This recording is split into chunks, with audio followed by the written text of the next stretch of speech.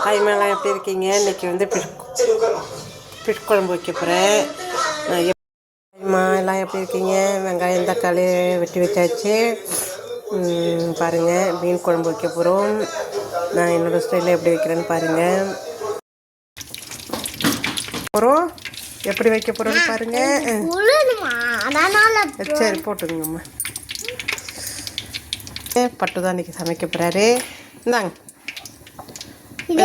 வெந்தயம் போடுங்க. வெந்தயம் போட்டாச்சு, மெதுவாக போடுங்க.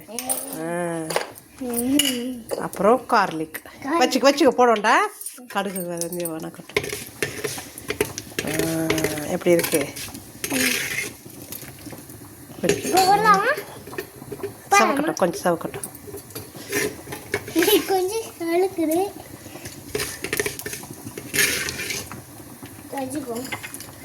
இப்போ வெந்தயத்தை போடுங்க. கையை கட்டுங்க. என்ன போட்டீங்க? கார்லிக் போட்டாச்சா? கார்லிக் போட்டு வணக்கணும். இப்போ வணக்கிட்டு அம்மா போடவா?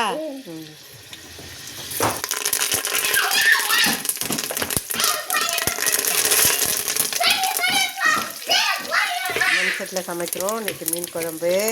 இப்போ வந்து எண்ணெயை ஊற்றி வெந்தயம் கருவேப்பிலை மண் பாத்திரத்தில் சமைக்கிறோம்.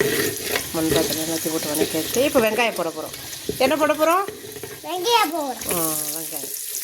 சொல்லுங்கள்.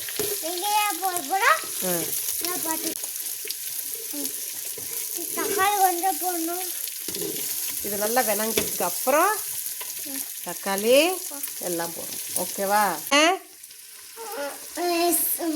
மீன் குழம்பு வைக்க போறீங்க. என்னென்ன வச்சுருக்கீங்க? மஞ்சத்தூள், சால்ட்டு.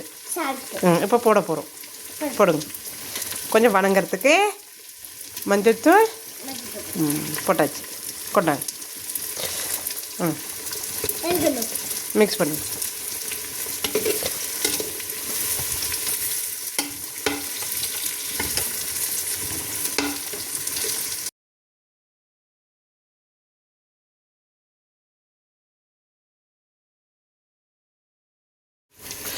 ஓகே, இப்போ தக்காளியே போட்டாச்சு. தக்காளி போட்டோம். அப்புறம் 2 பச்சை மிளகாய் குத்தக்கூடாது. 2 பச்சை மிளகாய் போட்டேன். சொல்ல மறந்துட்டு 2 பச்சை மிளகாய் போட்டுக்கிட்டு அப்புறம் வந்து தக்காளியை போட்டு வணக்குறோம். மண் பாத்திரத்தில் இன்றைக்கி சமைக்கிறோம். எப்படி இருக்குது அப்படின்னு கமெண்ட் நல்லா இருக்கான்னு சொல்கிறேன். எப்படி இருந்ததுன்னு சொல்கிறோம் பார்த்துட்டு. சாதம் மெதுவாக இங்கே வந்து சாதம் வெந்துட்டு சாதம் வடிக்கிறதுக்கு ரெடி ஆகிடுச்சு. இங்கே ஃபிஷ் குழம்பு ரெடி ஆகிடுச்சு. பட்டுக்கிட்ட சொல்கிற மாதிரியே நான் ஃபிஷ் குழம்பு ரெடி ஆகிடுச்சு அப்படின்ட்டேன். குருமா. ஆமாம்மா. மூஞ்சி காட்டுங்கம்மா.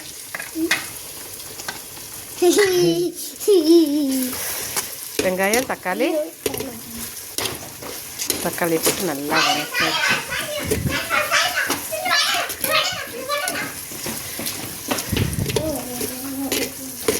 தக்காளி வதக்கியாச்சு.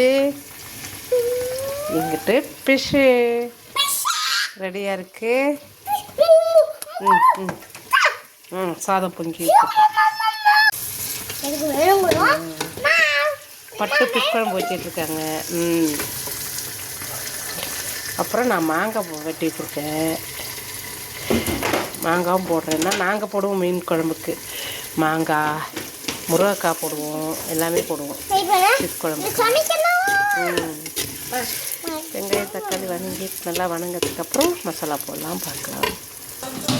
வெங்காயம் தக்காளி எல்லாம் நல்லா வணங்கிட்டு மண் பாத்திரத்தில் சமைக்கிறதே தனி சுகந்தாம்மா.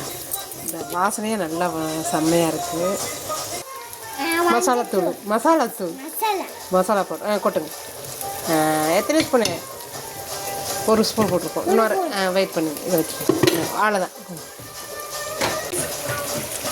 வீட்டு மசாலா தூள்மா. ஓகேவா? 2 ஸ்பூன் வீட்டு மசாலாத்தூள், 3 ஸ்பூனு வீட்டு மசாலாத்தூள், 1 ஸ்பூனு மல்லித்தூள், 1 ஸ்பூனு சீரகத்தூள் போட்டுக்க வேண்டியதான். அவ்வளோதான். வணக்கி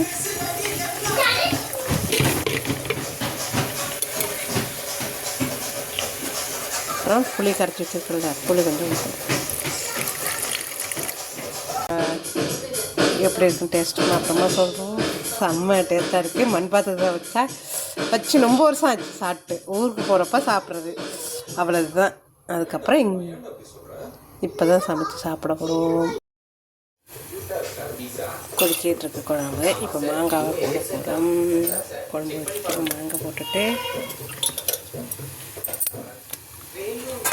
ஒரு 2 நிமிஷம் கழித்து பிசை போட வேண்டியதான்.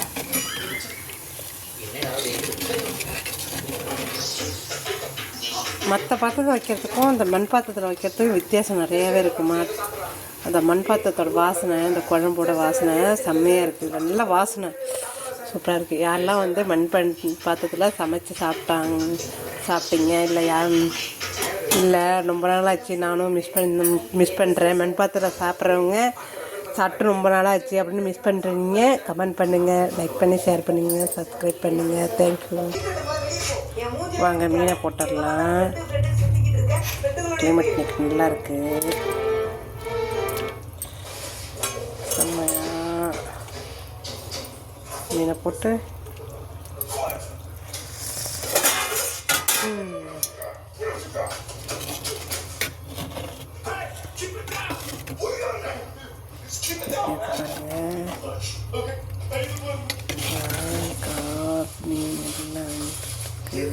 போட்டாச்சு. ஏன்னா போட்டுட்டு மீனை போட்டு நல்லா கலக்கிட்டாலாம். அதுக்கப்புறம் வந்து லாஸ்ட்டாக வந்து வெந்ததுக்கப்புறம் கரண்டி போட்டு கலக்க முடியாது. கலக்கணும்னா எல்லாம் குழஞ்சி விடும். ஒரு பீஸும் நம்மளுக்கு இருக்காது மீன். அவ்வளோதான்.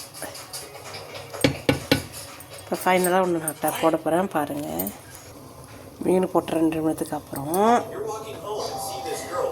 நான் ஒன்று போடுறேன். தக்காளி வெட்டி இந்த மாதிரி 4 ஒரு தக்காளி, பெரிய தக்காளியாக இருந்தது, அதனால் ஒரே ஒரு தக்காளி போட்டிருக்கேன். 4 வெட்டி இந்த மாதிரி போட்டுடணும். போட்டுட்டு இறக்க போட்டதுக்கு 2 நிமிஷம் முன்னாடி போட்டோம்னா இந்த தக்காளியை அப்படியே எடுத்து சாப்பிட்லாம். சூப்பராக இருக்கும் அந்த தக்காளி. அரை குக்கில் இருக்கும் தக்காளி. சாப்பிட செம்மையாக இருக்கும். யாரெல்லாம் இந்த மாதிரி தக்காளியை போட்டு குழம்பு வச்சு சாப்பிடுங்களோ அவங்க கமெண்ட் பண்ணுங்கள் எப்படி இருந்துச்சுன்னு. நாங்கள் இப்படி தான் வச்சு சாப்பிடுவோம். சூப்பராக இருக்கும். இந்த சுடு சாதத்தில் போட்டு தக்காளி எடுத்து சாப்பிட்டா செம்ம டேஸ்ட்டு, ரொம்ப நல்லாயிருக்கும். யாரெல்லாம் இந்த மாதிரி செஞ்சு சாப்பிட்டேன்னு சொல்லுங்கள். நீங்களும் அந்த மாதிரி பண்ணி பாருங்கள். இல்லை நாங்கள் பண்ண மாட்டோம்னா நான் ஒரு நாளைக்கு நீங்கள் பண்ணி பாருங்கள். சூப்பராக இருக்கும். செஞ்சு பார்த்துட்டு கமெண்ட் பண்ணுங்கள் எப்படி இருக்குது.